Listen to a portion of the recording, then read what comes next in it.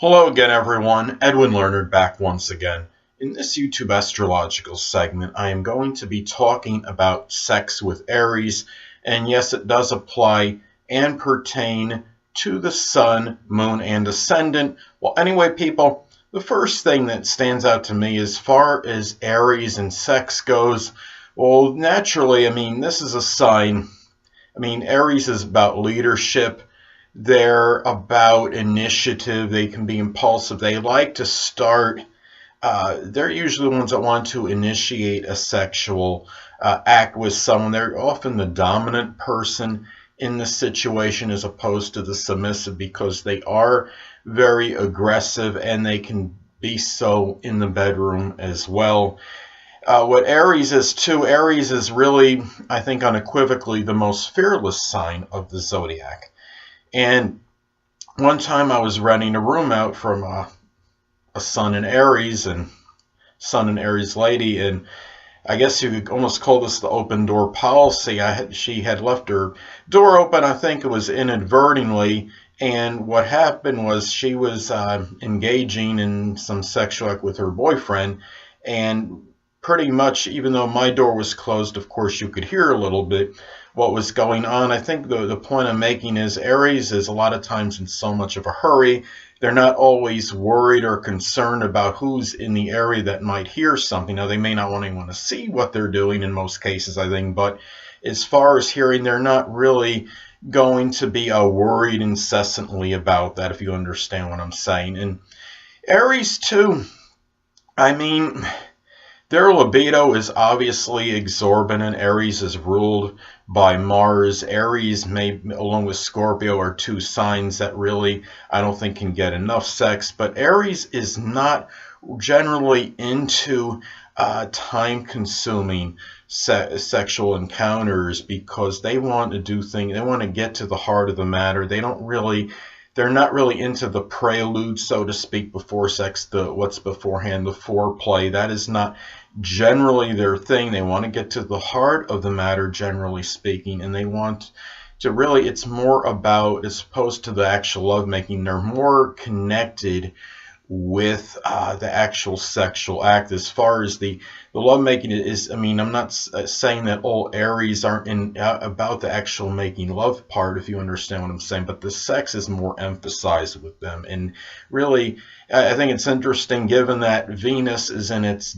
planet of love is in its detriment in Aries, and I'm thinking that might have something to do with this. But anyway, the thing about Aries too is that I think when they're in a sexual situation, a relationship with somebody, I think the thing which could get Aries going sometimes can be a not a physically combative situation necessarily, but a disputatious one, a verbal argument perhaps, because Aries is a sign that is associated with conflict.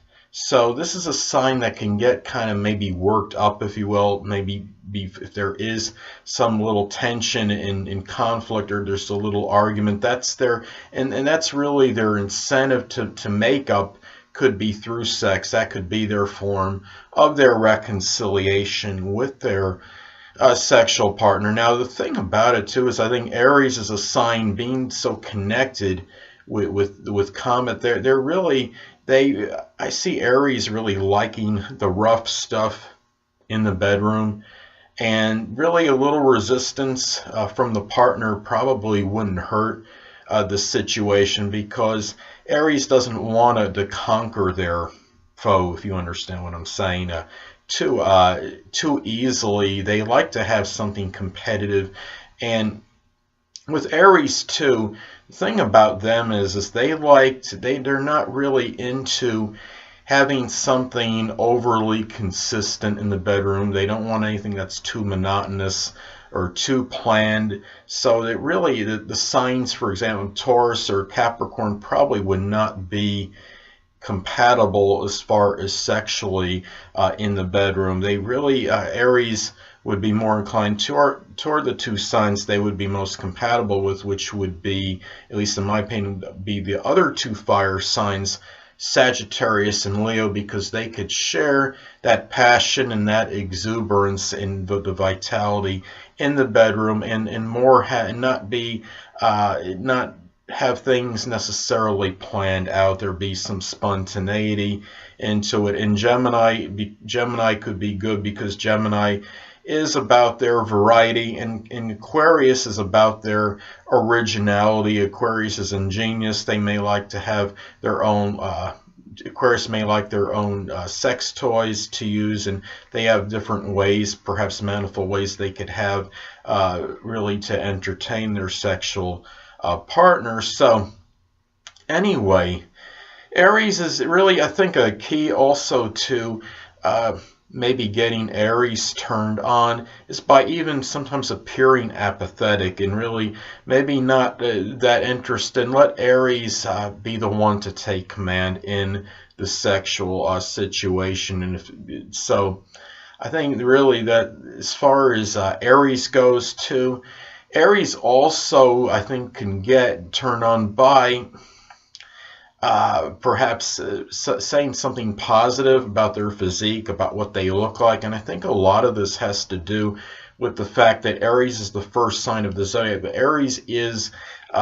corresponds with the first house in astrology, and the first house is, of course, the appearance and physical body. So if you say to Aries, well, and especially, I mean, of course, be truthful, don't be duplicitous, because Aries wants directness and honesty. If you say, and if you know that Aries has been working out, and you, for example, and you see it in the physique, oh, you look like you've been working out vigorously, your body is really toned, you got really great physique on you, and if it's true, and Aries has been working out, Aries will take that very, very strongly and could be kind of that in a way an aphrodisiac or stimulant for them sexually. So I think really that's one of the things that Aries would really like. So anyway, people, that'll conclude this YouTube astrological segment for sex with Aries, and stay tuned next time where I'll be talking about sex with Taurus.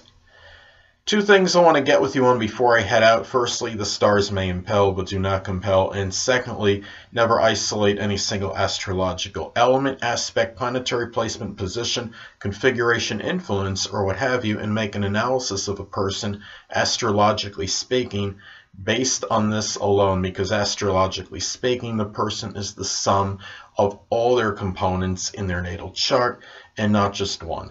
Until next time, people, stay well.